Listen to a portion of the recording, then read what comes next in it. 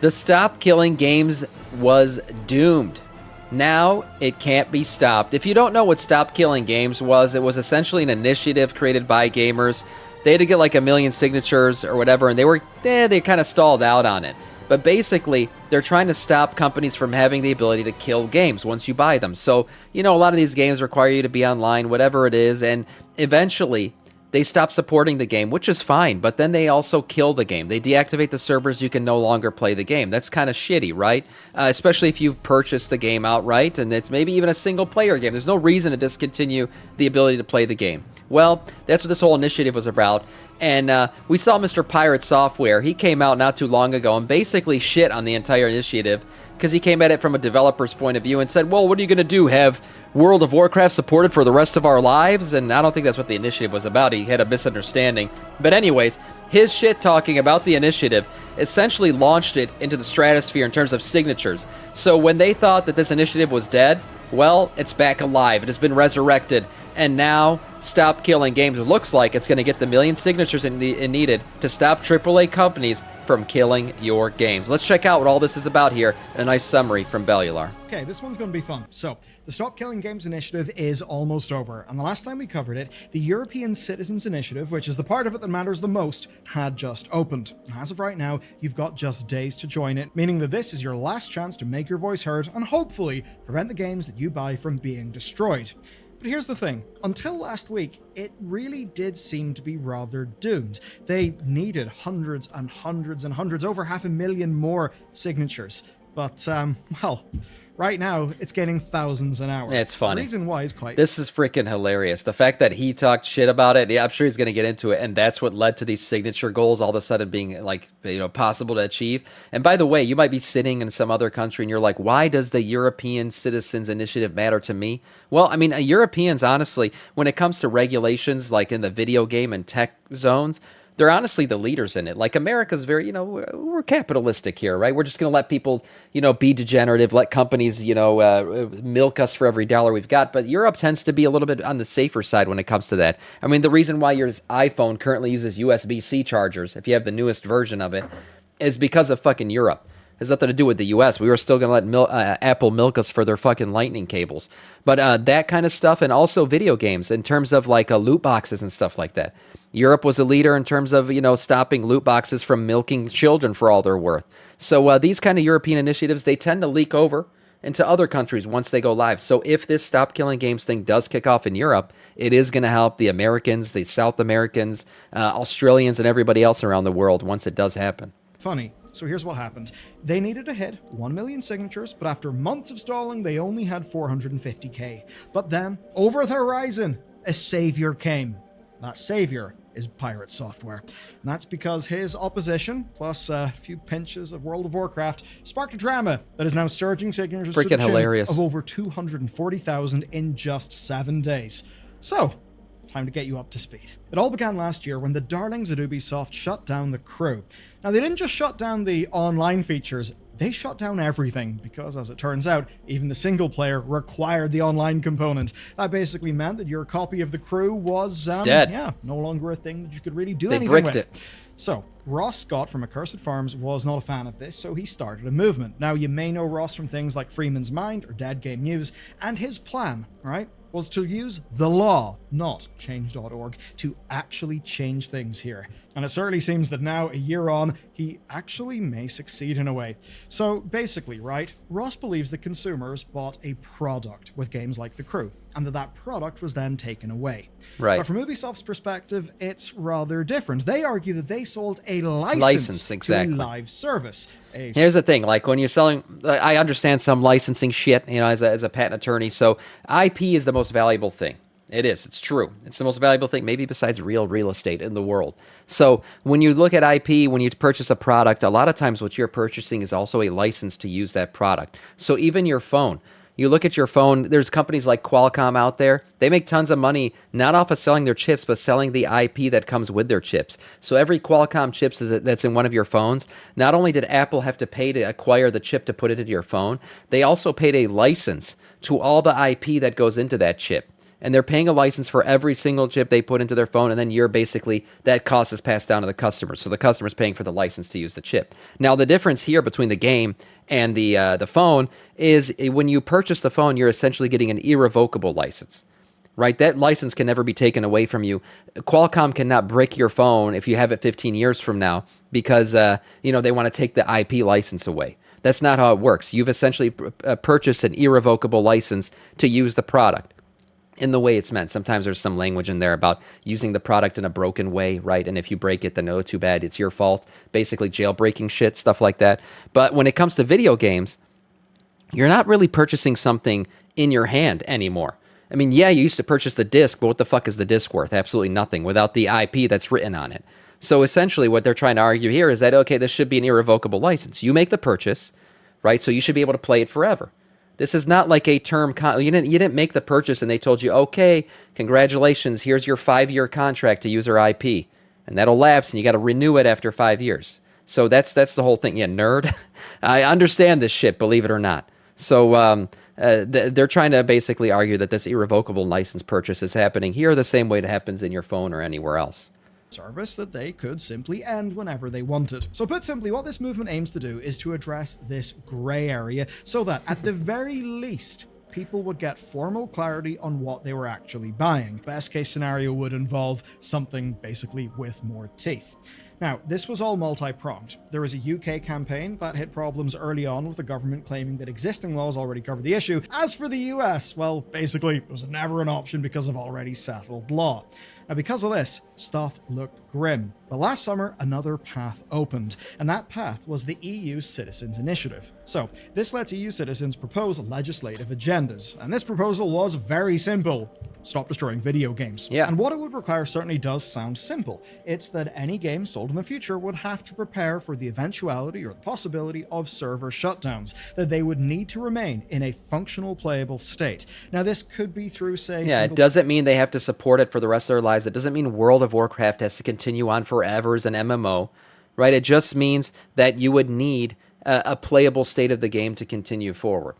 Now, and I don't think this even applies really to MMOs because you are purchasing an online service. You're purchasing access to the servers via your monthly sub and everything else. So if that gets shut down, well, then you can't play the game. That's fine. That's understandable. Single-player versions of games and things like that, it's not understandable. You're purchasing the license to play the game, again. So, and people will say, like I talked about earlier, okay, this is a European Citizens Initiative, but if you make this law in Europe, and they want to sell their games in Europe, it's more expensive for them to make 2 versions of the game.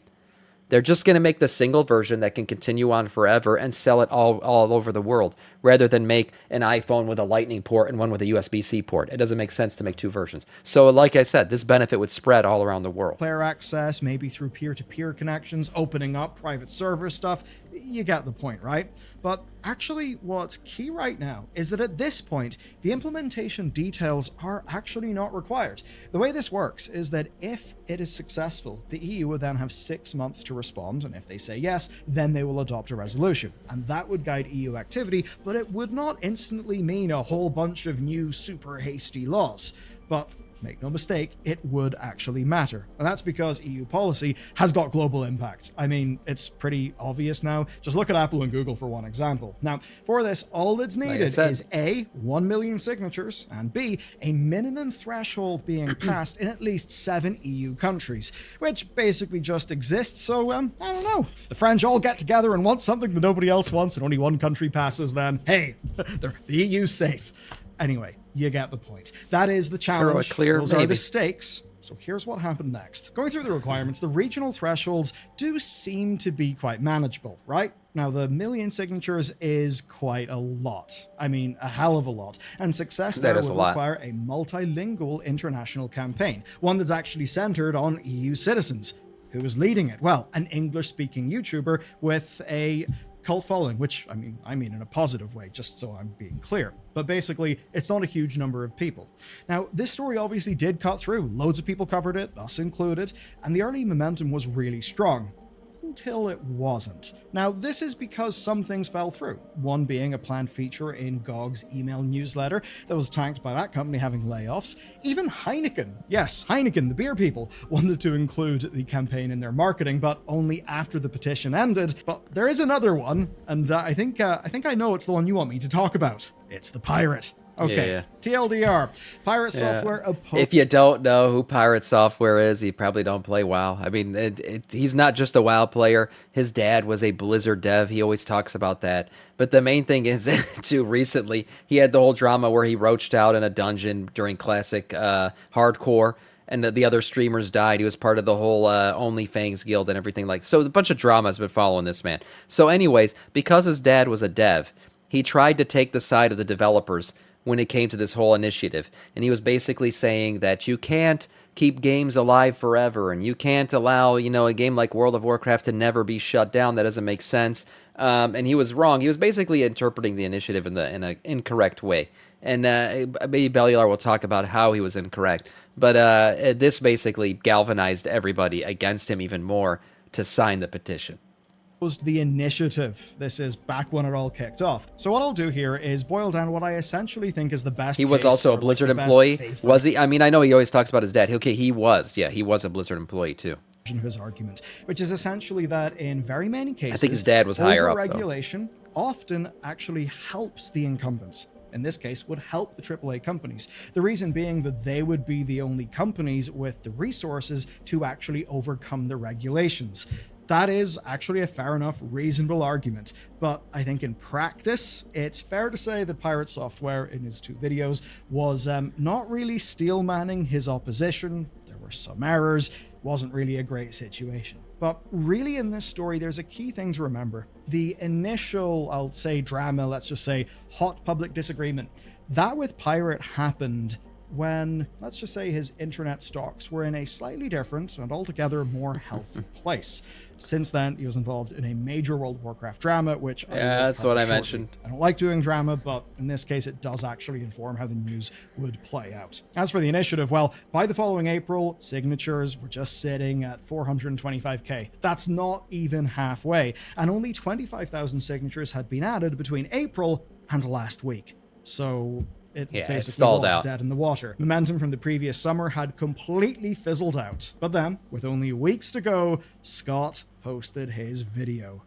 Everything changed. The end of Stop Killing Games. It's a fairly dramatic... Imagine the initiative actually gets all the signatures it need, and Pirate Software's whole, I'm going to say the side of the developers here and try to help them out, is the reason that the whole thing got passed, and it completely fucks over developers.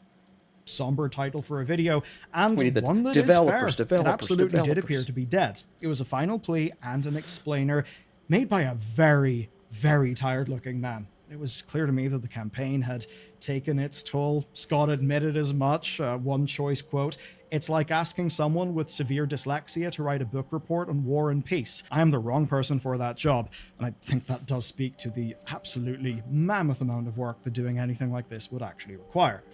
But it's not all that Scott said. He took aim at Pirate and he explained point by point, right, how Pirate's coverage was, in his view, not at all a fair representation of the overall initiative, its goals, its specific language, and I would say from my read of it, I think Pirate almost immediately jumped straight to some worst case outcomes of a maximalist version of the campaign. Right. Of course, we can add to that an interpersonal level to all of this, the usual emotional reactions, hot words.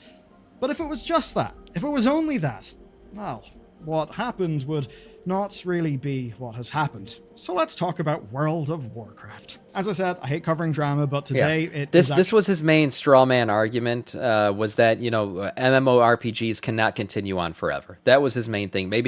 What if his intention was to help the initiative? That's what you're saying, Cadus? He was playing 5D chess because he knows people hate him? Oh, yeah, that would be crazy, but he hasn't revealed that was his intention yet. Really relevant. I don't think basically, it is the kindling. I think what we're seeing with this initiative would not really have played out if these World of Warcraft-related events didn't play out the way that they did. Because basically, this is why people were ready, willing, and even excited to hop back into the fray and to pump all of this up. So here's the TLDR. OnlyFanked is a WoW Classic hardcore streamer content guild. That's a lot of words, but basically think of it as a reality TV show where dozens to hundreds of hours of gameplay are at stake, because when a character dies, it is dead. Just that character has got lots of fans in Twitch chat and some sort of big name behind them in the form of a streamer. Yeah, you had to get invited. I got invited. I'm not just talking shit right now. I did get invited. Plump told me he would invite me to the guild, and basically if you get invited via another streamer, you got a good shot at getting in, but I didn't want any part of that shit. That's just way too much drama for me. I don't got time for that. I got 4 kids and a wife to deal with. I mean, that's more than enough. I don't need a drama when I'm playing WoW. I just like to run around an Elven Forest.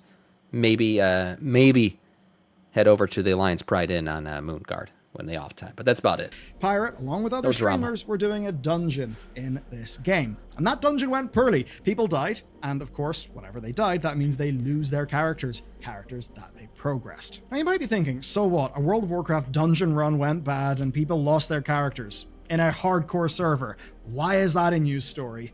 Well, there absolutely is a reason why. So it was broadly seen that he went very much every man for himself mode, trying to save his own character, and really to the detriment of his teammates, a few of whom died. Now, at the time, tensions were high, and those tensions were... AKA roaching out. Now, I have to say, guys, I did feel a little bit bad for him when this entire drama went down, because, yeah, he tried to save his character, but I think it was a foregone conclusion that they were all going to die. So him saving his own ass wasn't a big deal, and in fact, all these streamers who shit on him, just like a couple weeks later... went into Molting Core, and essentially like 90% of them roached out during a poll, and everybody died, and a lot of people lost their tunes. And Zaryu, I was watching during that event, happened too. So I felt bad for him. I think he got too much shit for what had happened, honestly. Pointed at Pirate Software, both from viewers and from his fellow party members. And what followed was, I think, to put a very messy thing in simple terms, in an emotional sense, the opposite of saying, shit, my bad, I'm sorry, I absolutely could have done more there, my bad. Basically, I think, Shadow, he was wrong. I think that's what got him in trouble, though. It wasn't like the initial event of him roaching out. It was his subsequent like denial of roaching out and his reaction to everybody calling him a roach for roaching out. Like that's what made it worse. That's what like snowballed the entire thing. Had he just come out, came on to Twitch the next day and said, "I know, guys, I roached out. What do you want to say? I was being a bitch. I just wanted to keep my character alive." Shit, man, shit happens. Okay, I don't think anyone would have hated him for that. I don't think anyone would have been mad. But it was like his anger and denial towards the entire event that really led the whole thing to just he wouldn't own it essentially. The L, doing so in public, that's what snowballed the whole in a way that feels authentic. Of course, feels authentic because it actually is authentic. So if you ask me, what actually happened is a common downfall of very smart, very rational people. That's because very smart, very rational people can rationalize how they are very, very right and others are very, very wrong. Yeah. And from that place, it's very easy to disregard how other people think and to not have a holistic view of a situation. I mean, to put it in very simple terms, people thought he came off really defensive. He started to threaten people. All of this meant he said, "I know people at Blizzard." An abundance. So he was threatening people to lose their accounts because he knew people at Blizzard. Yeah, that's going to get you. Of fuel. That's going to rally the people against you. From Pirate's point of view, it really must have looked like the entire world was against him. And, I mean, in a few ways it was. It was a total mess. Or, per the dynamics of Twitch, it was an incredible content event. Yeah, it was. And the reality is that once people are against you, it's very hard to change minds. Especially when, as I think Pirate was, you're feeling quite defensive and you're very much feeling the toll of thousands of angry people being very angry at you in just about every way they can. Meaning that, some people were, let's just say, going beyond having just a civil disagreement. Now, after that point, some aftershocks followed. There was a clip of an Ashes of Creation raid pool that sparked a bit of a drama. There were then accusations of pre-watching games in order to look better on stream. There was critique. Pre-watching accusations? What kind of garbage is that? Never heard that before. Why we keeping this dog shit bag alive? We should just let him go away. We're keeping him relevant. The thing is, he kind of kept himself relevant in an opposing way. This entire initiative to keep games alive essentially was going to die itself, and then his whole hatred towards the thing, or shit-talking it, essentially galvanized everybody who doesn't like him to go sign the petition, and that's why this whole thing's been revived, and that's why we're talking about him again. Yeah, so, he tried to stop it, and in trying to stop it, the floodgates opened. And now we're probably going to get this thing all signed up and sent. Blizzard credentials and a whole lot of different things. Basically, he turned into somewhat of a punching bag. Now, to, I suppose, try and work through some of this, he did a session with Dr. K. I think it was a pretty enlightening one. It certainly is, I'd say, a good listen. It essentially did get into why he reacted the way he did, the way that he actually felt. I'm not going to paraphrase here too much beyond just what I've already said. That's my takeaway. So I'd recommend, if you want more texture, more understanding of this story and the social dynamics that made it play out, give Dr. K's video a watch. But as it pertains to the Stop Killing Games movement, I think you can see how, well, whenever there was the initial disagreement of Ross, pirate stocks were looking pretty good. But then he was involved in several major dramas. These dramas led to hundreds and hundreds of thousands, perhaps millions of people maybe finding out about him or having a changed opinion of him. There were a lot of videos talking about, mistakes, examining everything. And that's why right now, before this video, when I just searched for pirate software on YouTube, here's what I got. We've got the pirate software unraveling featuring a game developer, 211k views. A Joss Strife Hayes reaction, 204k views. An Axeman video, 586k views. An Upper Echelon video, 266k Jesus, that thumbnail. views. One from Moist Critical, 3.1 million views. And that is just the top few search results. We're talking about millions of views here. Nice. Now, where do I sign? The link will be below the video. I'll link the video in the chat. And same thing with the YouTube post that will go up later. I'll link the video in the chat. You can go sign. If you're European, though, I think you have to be European to sign this initiative. So that might stop you if you're not. While so many of these were rooted in the dramatic aspect, obviously they were related to Stop Killing Games. And they all painted Stop Killing Games in a positive light. And what that essentially meant is that now you didn't need to be a game preservation enthusiast to know that Stop Killing Games exists. All you needed was a passing interest in one of the larger ongoing dramas, and of course, even if you didn't have that, social media algorithms do know how to find you if you could be interested in it. All of that means a humongous megaphone. And so far, it absolutely seems it's done the trick. We've went from almost certain failure at 454k signatures to, at the time of writing this video, 714k. And at the time of recording, which was only a few hours later, 737k signatures. Now it's at 833k. Wow. We need 263k in about 30 days. Oh, wait. Okay. So wait, he posted this just a couple. Let's see. Can I see I want to see what it's at right now. Is this it? This might be it. I want to see what he's at in terms of signatures right now. Oh, I got to pick my... Holy, 960K. Almost 961. Damn. When did he post this? He's at 800. This thing went up by 130,000 in... He posted this just yesterday. This is one day. 130,000 signatures in one day. Oh, my God. It's going to happen, boys. I think it's going to happen. Obviously, if this rate holds just a little bit longer, they'll absolutely make it. Or will they? Because here's the thing. They do actually need consistent, legitimate signatures. It's about to quadruple after this. That's right. Yeah, it's going to get the Samiccus bump for sure, Libra. I agree. It's fairly simple. Fake ones could be stripped out. Overexcited Americans having fun with a VPN, I don't know, could probably try to sign up for this. Wouldn't help the initiative. It would probably get scrubbed. And, well, if you're in America, you can't sign an EU petition. So it's not a guaranteed thing just yet, but it certainly is looking like it's going to pass. It's pretty damn close. And what happens if it succeeds is basically this. The EU Commission will consider further action. That could be legislative action, or it could just be guidance on existing consumer laws. Now, no matter what, the industry would have significant input, but regardless, we would get a formal statement on the matter and its legality. And that's actually a powerful starting point for future conversations and new laws. But here's the thing, it gets even better.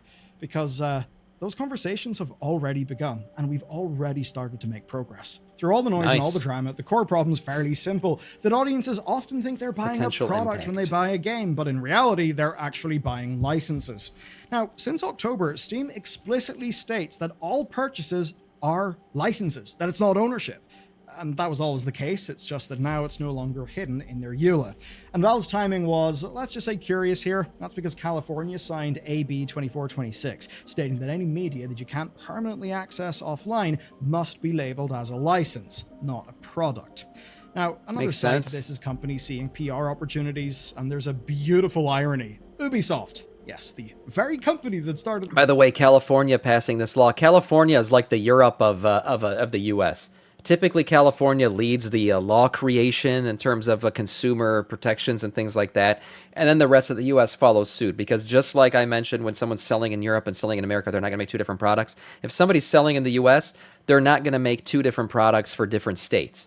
Right, so even and here in Michigan, the automotive industry, the state that we typically have to comply with when it comes to automotive products is California laws when it comes to emissions and everything else, because they're the strictest. And then you got to work your way down from there. So you're making products for California and you sell them everywhere else. Same thing with the European Union and everything else when it comes to gaming. But this whole mess is actually taking action. California leads everything, including offline Canada. modes for the Crew 2 and Motorfest.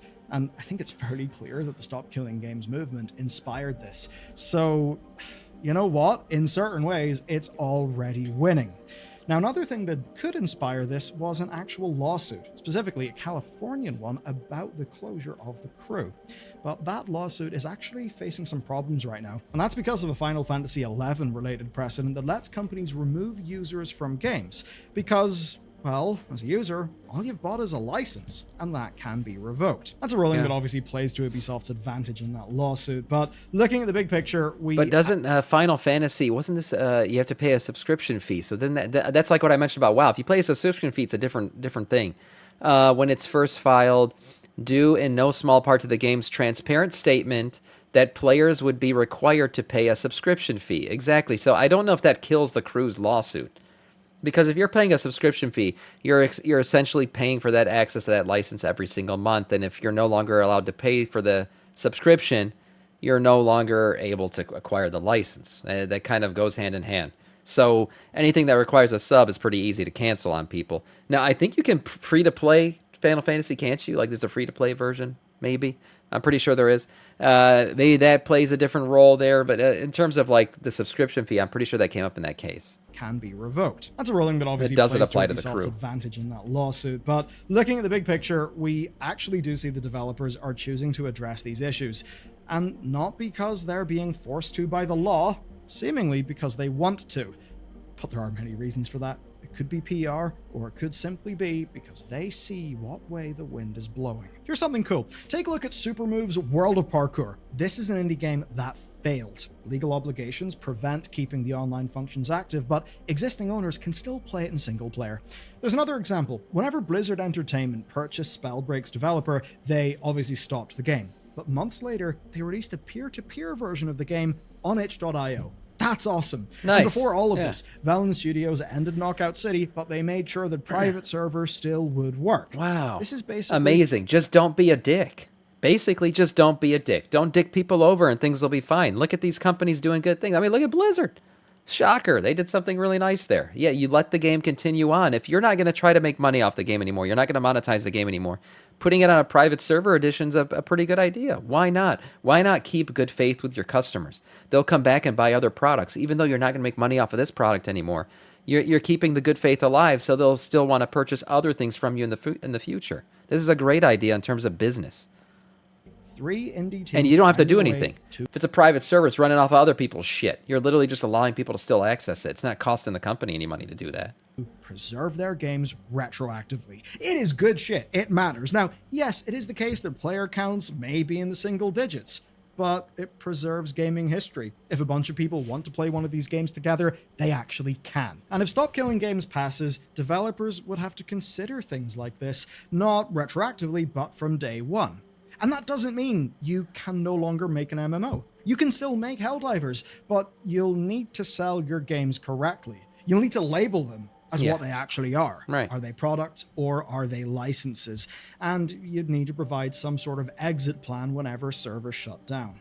And nobody is saying that retrofitting games for offline play is an easy thing, but I don't actually think that's a reason not to try this. Because in many ways that was Pirate Software's whole argument, was you can't expect developers to create a version of every single game they make to be a single player offline version as well. And I, like Bellular said, I understand work goes into that, but you got to mention it. You got to say it when the purchase happens. At the front, put it on the front of the box. Nicotine can kill you. Okay, fine. Doesn't mean you got to stop selling cigarettes. You just got to tell people this shit can kill you. Okay, it doesn't mean you got to stop selling games in a multiplayer-only format. You just got to tell people, you are purchasing a license to play this game, and this license is revocable. Okay, fine. Of travel has not been great in Let gaming. the It's consumer also not know. been great Inform in the consumer. law, at least until recently. I think making progress in this realm is absolutely a good thing. And I think the idea, why not try? Well, I think that is the attitude that we need.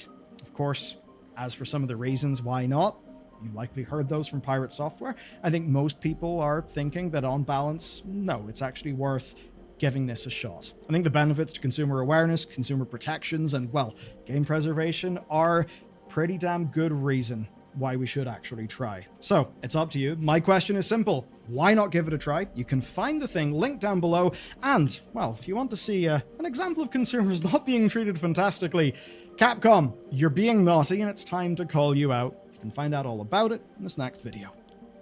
Nice. I mean, interesting video. I typically don't get into all the drama of the streamers and things, but this drama was very relevant. It was, and it's going to lead to some possible changes, like big changes in the gaming industry as a whole. Good changes for the consumer, good changes for us as the gamers, and I hope this ends up passing. Crazy to see how high the signature count has gotten since then. And again, a change in Europe could mean a change worldwide for everybody else. This is a great video. Nice summary from Bellular. If you want to sign the petition in your European, it is right here down below. I'll link this video down below my YouTube reaction and here in the chat. And then you guys can just go down here and click the link right here to sign if you're European and you want to support the cause.